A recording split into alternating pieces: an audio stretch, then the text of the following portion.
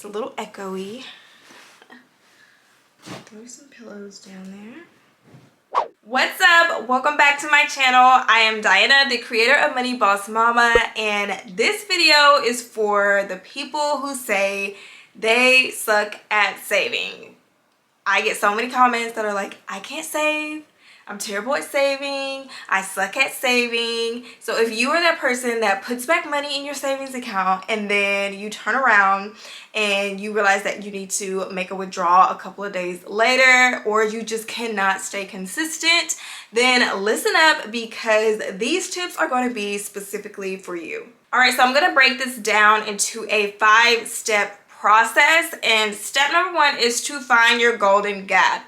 And if you don't know what your golden gap is, it is your spendable income. It's the amount of money that you have remaining after you subtract your expenses from your income. So obviously if you have a budget, yes, I'm talking about a budget, it's going to make it a lot easier to calculate your golden gap, but you want to list all of your expenses for the month, for an entire month, as well as how much money you bring in that month, and then subtract the expenses from your income to see how much that leaves you. And I make this step number 1 because you don't want to decide on an amount and then you do the calculations and then you realize that you cannot actually afford to save that amount. And I find that a lot of times if you are putting money in your savings account and having to withdraw it right back out, you are probably saving a lot more than what you can actually afford. So it's really, really important to make sure that you look to see how much money you have to work with before you decide how much you're going to put into your savings. Step number 2 is to then determine how much money you want to save. Now, don't get too excited and start setting up this contribution, because it is going to have to be adjusted, but you still want to have a target amount. How much money would make you feel good about yourself? How much would that take you putting into savings consistently? Whether it be $100, whether it be $500, you don't have to get super strategic when it comes to this. And I find that a lot of people, they tend to go into analysis paralysis mode where they're just like, I have to do it this way, but don't I have to do this, but don't I have to do that? Girl, just do whatever feels right to you, because money management is 80% behavior based. So if you can master your behavior, you can master your money. Not everything has to be based on a calculation or super strategic. Just settle on an amount that you want to save that feels good to you. And I made golden gap number 1 once again because rude. But anyway, I made golden gap come first because when it comes to this part, we can tend to like dream up some big numbers, and then once we realize that we can't afford that amount, it can get super discouraging. And your behavior, once again, plays a huge role in you staying consistent. So based on your golden gap or how much money you have to work with, what is an amount that will make you feel good, and then set that amount as your goal. Step number 3 is probably one that's going to be a little surprising, but hear me out because it makes sense. You want to settle on an amount that is lower than the amount you set in step number 2. Now, with saving money, if you have never saved before, or you have saved money but you always quit, so you're not consistent, you have to work that saving muscle. Your saving muscle is very weak. So just like with any muscle, you have to kind of ease yourself into working that muscle, right? Strengthening it. So you want to set an amount that's like $20 to I would say $20 to $50 lower than what you initially wanted to save. And that's because you have to give yourself time to be without that money. You're going to kind of go into shock if you just start out with a large amount and put it aside, because your behavior has not changed. You have not given yourself time to really adjust to being without that amount. But now here you are with the same spending habits and the same money management, and you have less money. So you're probably going to want to make a withdrawal out of your savings account, or you're probably just going to be swiping your credit card, and we don't want to do that. So you want to kind of start low and then gradually increase your savings contributions. So start with an amount that is lower than what you initially wanted to save. Let's say you want to save $200. You can start with about $120 and then let a couple of months, so 2 months, roll by.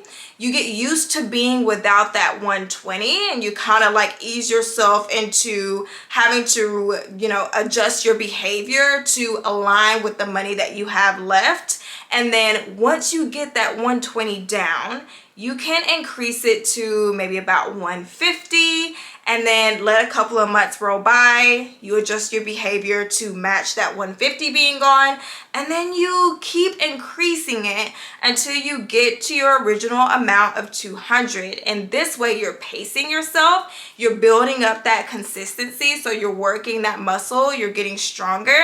And then when it comes down to you getting to your $200 amount, you're like, okay, well, I've already, gained the skills that I needed to stay consistent with this. Step number 4 is to save per paycheck. And I say to save per paycheck because you want to be on a regular schedule. So when money comes in every payday, you know that you need to send money to your savings account. And that gets you into the habit of quote unquote paying yourself first. And based on the amount you calculated in step number 3, you will divide that evenly across your paychecks. Obviously, if you only get paid once, then that would be the amount that you pull from that paycheck. But if you got paid bi-weekly or get paid bi-weekly and you want to save $200, obviously that's going to be $100 per paycheck. And this way okay, every payday, I'm going to have to make a contribution into my savings account. And you get into the habit of going through the motion of sending your money off to your savings. I do not recommend savings challenges for new savers because it's extremely difficult to pace yourself. You have to give yourself time to adjust to being without these specific amounts. But if you're having to set back money every week, and you get paid, or not every week, every day for some of these challenges. So you're setting back money every day, but you're paid every 2 weeks. That's not really aligning with your pay period. And so you're on a frequency level that you're not really prepared for. And they start off manageable, maybe like $1 a day, and then they go up to like $20. And if you're not there yet, behavior wise, you're not able to let go of $20 a week, which is how many weeks are in a month? 24, 6, that's like $100 a month. You may not have even had $100 a month to save once you calculated your golden gap. So it's just, to me, it's all over the place. It's not going to align with your behavior. It's not really taking into consideration that you are a beginner and you need time to strengthen your muscle. And it's on a frequency where it may not align with your pay period, so it can get really overwhelming. So if you are someone that started out on a savings challenge and you got through like week 3 or 4 and then you quit, which I know a lot of people that quit, I did too, don't feel bad. That's probably why. It was just not in alignment with where you are as a savings beginner. Step number 5 is very important, especially for those of you who are like me and you will convince yourself that you don't need to make the contribution. You deserve to use it on something else, and so you don't make the contribution. This was me in the beginning, so I always recommend automating your savings. It is saving the lazy way. It is saving the lazy way. You're like setting it and forgetting it. And you do this by setting up direct deposit. So based on whenever you get paid, you will put in your savings account information, how much you need to send over from each paycheck, and then it's automatically contributed into your savings account. So you're saving money without actually having to manually make the contribution. So it does not matter if you're having a bad day. It does not matter if Rihanna is having a Fenty sale. It does not care. That contribution is going to make itself whether you like it or not. And so this way you're thinking above your emotions. Your emotions have no hand in what you are saving because everything is done electronically. I recommend this. It forces you to get into the habit of saving money. And as long as you know what your golden gap is and you set an amount within that golden gap, you should not be contributing more than what you can realistically afford. All right, guys, so I don't want to make this super long. I hope that these 5 steps were really helpful and you guys learned something new in this video. Let me know down below some more savings tips that help you guys stay consistent with saving, and I will catch you all in the next one.